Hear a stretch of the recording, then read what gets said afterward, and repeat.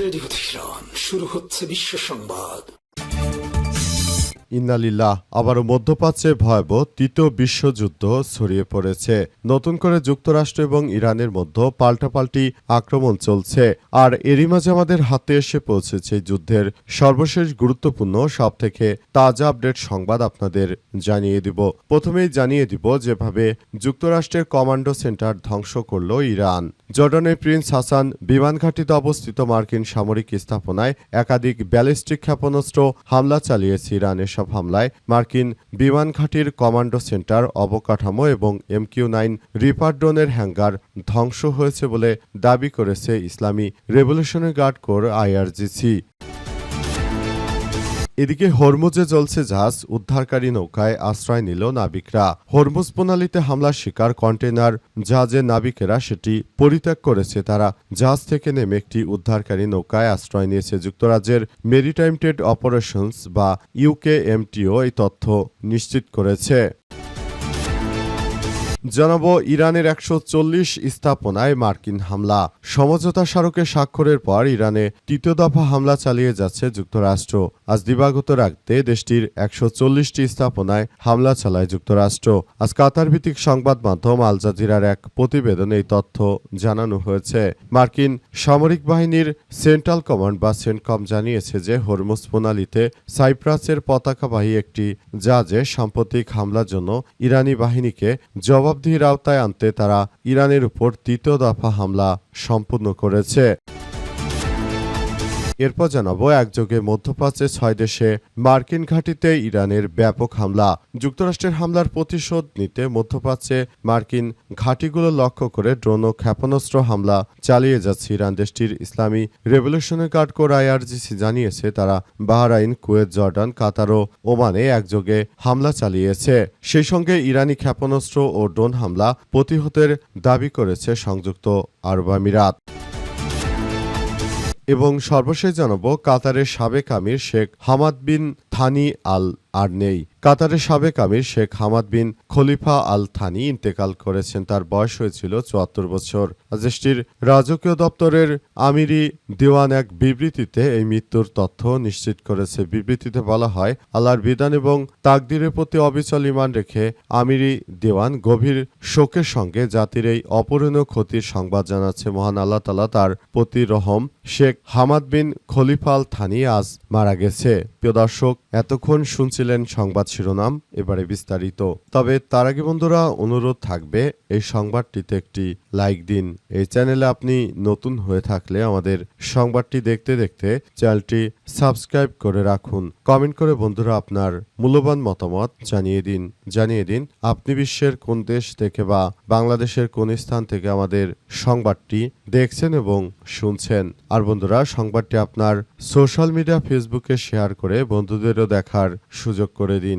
গাজা যুদ্ধে আপনি যদি নিরীহ ফিলিস্তিনিদের ভালোবেসে থাকেন বন্ধুরা কমেন্টে ইয়েস লিখে পুরো বিশ্ববাসীকে আমাদের এই তাজা আপডেটটি দেখার সুযোগ করে দিন। এবারে বিস্তারিত। হরমুজ প্রণালীতে জ্বলছে জাহাজ, উদ্ধারকারী নৌকায় আশ্রয় নিলেন নাবিকেরা। হরমুজ প্রণালীতে হামলার শিকার কন্টেইনার জাহাজে নাবিকেরা সেটি পরিত্যাগ করেছে। তারা জাহাজ থেকে নেমে একটি উদ্ধারকারী নৌকায় আশ্রয় নিয়েছে। আজ যুক্তরাজ্যের মেরিটাইম ট্রেড অপারেশন বা UKMTO এই তথ্য নিশ্চিত করেছে। সংস্থাটি জানায় যে সামরিক কর্তৃপক্ষ এবং আক্রান্ত জাহাজে নিরাপত্তা কর্মকর্তার কাছ থেকে এই হালনাগাদ তথ্য পাওয়া গেছে। এর আগে যুক্তরাষ্ট্রের সেন্ট্রাল কমান্ড বা সেন্টকম জানিয়েছিল যে হরমুজ প্রণালী অতিক্রম করার সময় MV GFS গ্যালাক্সি নামের সাইপ্রাসের পতাকাবাহী একটি কন্টেইনার জাহাজে হামলা চালিয়েছে ইরানের বিপ্লবী গার্ড বাহিনী বা IRGC সদস্যরা। সেন্টকম আরও জানিয়েছে ওই হামলার পর জাহাজে আগুন ধরে যায় এবং ইঞ্জিন রুম মারাত্মকভাবে ক্ষতিগ্রস্ত হয়, ফলে জাহাজটি তার যাত্রা বজায় রাখতে পারেনি। এছাড়াও জাহাজে একজন বেসামরিক নাবিক সদস্য নিখোঁজ রয়েছে। বর্তমানে যে পাল্টাপাল্টে আক্রমণ শুরু হয়েছে তাতে মধ্যপ্রাচ্যে আবার নতুন করে উত্তপ্ত পরিস্থিতির সৃষ্টি হয়েছে। যুদ্ধ পরিস্থিতি খুবই ভয়াবহ রূপ নিয়েছে এবং নতুন করে মার্কিন যুক্তরাষ্ট্র এবং ইরানের পাল্টাপাল্টি হামলায় দেশজুড়ে এক তীব্র চরম অনিশ্চয়তার সৃষ্টি হয়েছে। যুদ্ধ পরিস্থিতি কবে শেষ হবে সে সম্পর্কে এখন পর্যন্ত কোনো তথ্য কেউ দিতে পারছে না। যুদ্ধ সবার জন্য খুবই ভয়াবহ এক বিপজ্জনক পরিস্থিতির মধ্যে ঠেলে দিচ্ছে। যুদ্ধ সবার জন্য খুবই মারাত্মক কিছু বয়ে নিয়ে আসছে বলে জানিয়েছে মার্কিন সেন্ট্রাল কমান্ড বা সেন্টকমের সদস্যরা। অবস্থায় যুদ্ধ পরিস্থিতি মোকাবেলা করার জন্য অতিরিক্ত সেনা মোতায়েন করা হচ্ছে মধ্যপ্রাচ্যে। আর পাকিস্তানের প্রধানমন্ত্রী শেহবাজ শরীফ তিনি জানিয়েছেন যে এই যুদ্ধ পরিস্থিতি মোকাবেলা করার জন্য দুই পক্ষকেই শান্ত অবস্থায় থাকতে হবে। যদি যুদ্ধ পরিস্থিতি এভাবে ধীরে ধীরে আরও খারাপের দিকে যায় তাহলে সেটি আমাদের সবার জন্য এক ভয়াবহ বিপর্যয়কর পরিস্থিতির সৃষ্টি করতে পারে। এই পরিস্থিতি সবার জন্য খুবই এক ভয়াবহ বিপজ্জনক পরিস্থিতির মধ্যে ঠেলে দিচ্ছে। একযোগে মধ্যপ্রাচ্যে ৬ দেশে মার্কিন ঘাঁটিতে ইরানের হামলা। যুক্তরাষ্ট্রের হামলার প্রতিশোধ নিতে মধ্যপ্রাচ্যের দেশগুলোতে মার্কিন ঘাঁটি লক্ষ্য করে ড্রোন ও ক্ষেপণাস্ত্র হামলা চালিয়ে যাচ্ছে ইরান। দেশটির Islamic Revolutionary Guard Corps IRGC জানিয়েছে তারা বাহরাইন, কুয়েত, জর্ডান ও ওমানে হামলা চালিয়েছে। সেই সঙ্গে ইরানি ক্ষেপণাস্ত্র এবং ড্রোন হামলা প্রতিহতর দাবি করেছে সংযুক্ত আরব আমিরাত। IRGC জানিয়েছে তাদের ক্ষেপণাস্ত্র হামলায় কাতারের আল উদাইদ বিমান ঘাঁটিতে একটি যুদ্ধ বিমান, রক্ষণাবেক্ষণ ও মেরামত কেন্দ্র এবং একটি কমান্ডো কন্ট্রোল সেন্টার ধ্বংস হয়ে গেছে। এর আগে কাতারের প্রতিরক্ষা মন্ত্রণালয় জানিয়েছে তাদের সশস্ত্র বাহিনী দেশটির কে লক্ষ্য করে চালানো একটি ক্ষেপণাস্ত্র হামলা প্রতিহত করেছে। ইরানের রাষ্ট্রীয় সম্প্রচার মাধ্যম IRIBর তথ্যমতে IRGC ওমানের দুকম বন্দরে মার্কিন বিমান বাহিনীর রণতরীর ব্যবহৃত রসদ সরবরাহ কেন্দ্র এবং জ্বালানি ভরার প্ল্যাটফর্মেও হামলা চালানো হয়েছে। ইরানের সেনাবাহিনী জানিয়েছে যে কুয়েতে মার্কিন সামরিক বাহিনীর ব্যবহৃত একটি প্যাট্রিয়ট বিমান প্রতিরক্ষা ব্যবস্থা, একটি গোলাবারুদের ডিপো এবং একটি রাডার সাইটে ড্রোন হামলা চালিয়েছে। তারা বাহরাইনে মার্কিন যোগাযোগ ব্যবস্থা এবং রাডার সাইটে হামলা চালানো হয়েছে বলে জানিয়েছে দেশটির সেনাবাহিনী। IRGC বলছে তারা হরমুজ প্রণালীতে আরেকটি জাহাজ আটকে দিয়েছে। অব্যাহত মার্কিন ইসরায়েলি আগ্রাসন আরও বিধ্বংসী প্রতিক্রিয়ার জন্ম দেবে বলেও কঠোর হুঁশিয়ারি দেওয়া হয়েছে। ইরানের পক্ষ থেকে বলা হয়েছে যে কোনো ধরনের মার্কিন আগ্রাসনের সবকিছু আমরা তছনছ করে দেব। ইরানের ১৪০ স্থাপনায় মার্কিন হামলা। সমঝোতা স্মারক স্বাক্ষরের পর ইরানে তৃতীয় দফা হামলা চালিয়ে যাচ্ছে যুক্তরাষ্ট্র। আজ দিবাগত রাতে দেশটির ১৪০টি স্থাপনায় হামলা চালিয়েছে যুক্তরাষ্ট্র। কাতার ভিত্তিক সংবাদ মাধ্যম আল জাজিরার এক প্রতিবেদনে তথ্য নিশ্চিত করা হয়েছে।